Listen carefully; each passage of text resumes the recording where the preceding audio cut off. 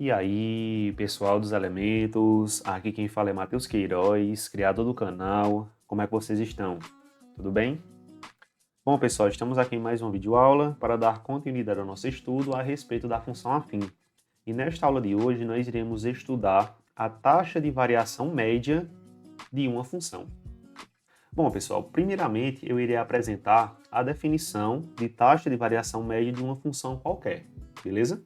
Depois eu irei particularizar para a função afim, que é o que a gente está estudando nesse momento.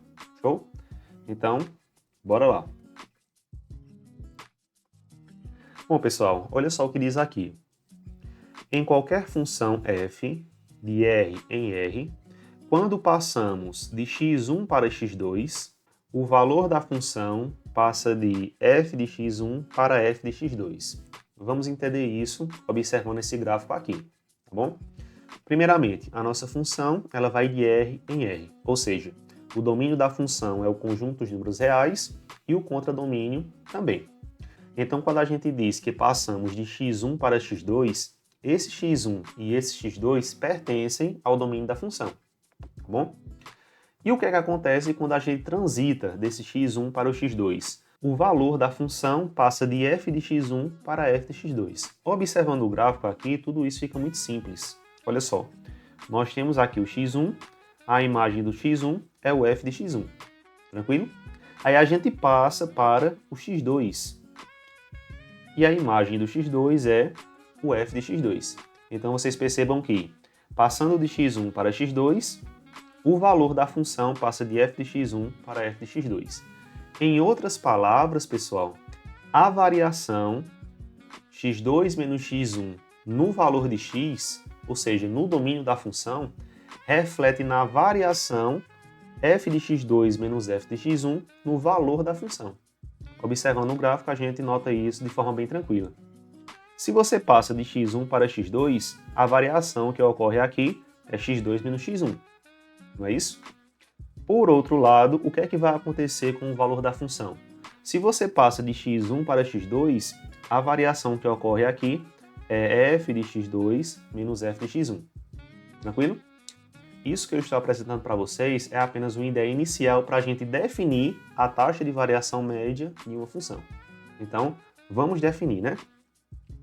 Agora nós temos condições de definir a taxa de variação média de uma função. Olha só o que diz aqui. Dados x1 e x2 números reais, com x1 diferente de x2, o número e aqui ele apresenta uma expressão. Essa expressão, pessoal, vai resultar em um número para a gente, tá bom? Como que é essa expressão aqui? f de x2 menos f de x1 dividido por x2 menos x1. Percebam que o numerador dessa expressão nada mais é do que a variação no valor da função, que a gente acabou de ver anteriormente. E no denominador dessa expressão aqui, a variação ocorre em valores do domínio da função. Então, pessoal, essa expressão que resulta em um número, ela é chamada de taxa de variação média da função f nesse intervalo aqui em específico. O intervalo que vai de x1 fechado até o x2 também fechado. Então, essa expressão aqui determina a taxa de variação média de uma função f. Show? Bom, pessoal, vamos agora particularizar, porque o nosso estudo é referente à função afim. Então, o que eu quero fazer com vocês agora é determinar a taxa de variação média da função afim. Tranquilo?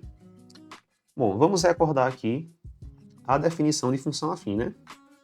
É uma função f de R em R, tal que f de x é igual a x mais b, não é assim?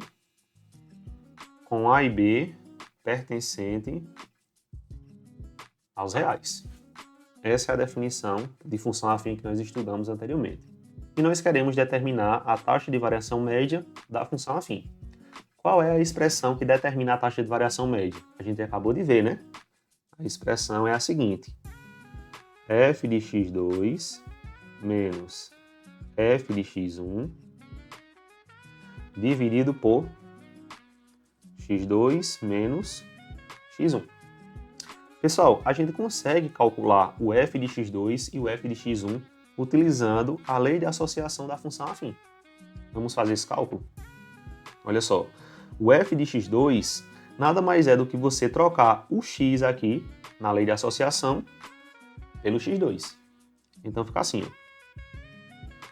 ó. ax2 mais b. Em relação ao f de x1, é a mesma coisa. Vai ficar menos, e aqui eu coloco entre parênteses, tá? Menos quem? A x1 mais b. Então aqui nós temos o f de x2 e aqui entre parênteses o f de x1. Tudo isso dividido por x2 menos x1. Bom, agora eu vou tirar todos esses termos para fora do parênteses, ficando assim, ó. ax2 mais b. Aqui vai ficar menos ax1 menos b. Como eu tenho um menos aqui fora do parênteses, o sinal de todos os termos que estão dentro do parênteses invertem, né? Beleza. Dividido por x2 menos x1. Continuando aqui, ó. Veja que eu posso cancelar esse b com esse menos b, porque eles são opostos. E aí eu fico com o seguinte. ax2 menos ax1 dividido por x2 menos x1. Pessoal, nesse numerador eu posso colocar esse a em evidência, porque ele é um termo comum entre essas duas parcelas. Então fica assim, a em evidência, e dentro do parênteses eu fico com x2 menos x1, dividido por x2 menos x1. E aqui eu posso fazer um cancelamento desse x2 menos x1 que aparece em cima com o que aparece embaixo. E eu posso fazer esse cancelamento, pessoal, porque o x1 é diferente do x2. Eu não tenho uma divisão por zero aqui. Então, por conta desse fato, a gente pode fazer esse cancelamento, ficando apenas com o a. Professor, então quer dizer que o coeficiente da parte variável da função afim é a taxa de variação média da função afim? Exatamente. Esse azinho, pessoal, ele é chamado de taxa de variação. Por que ela é chamada apenas de taxa de variação e não taxa de variação média? Porque esse A ele nunca vai se alterar. Veja que ele não depende do valor de x. O x pode se alterar como que for, essa taxa de variação da função afim sempre será constante. Sempre será a mesma. Tá? Então a gente chama apenas de taxa de variação. Então, se alguém perguntar para vocês quem é a taxa de variação da função afim, vocês vão dizer que é o coeficiente A. É o coeficiente da parte variável. Show? Nós iremos, pessoal, estudar um pouquinho mais a respeito da taxa de variação da função afim em aulas futuras, beleza? Bom, essa daqui foi a nossa videoaula. Espero aí que vocês tenham gostado.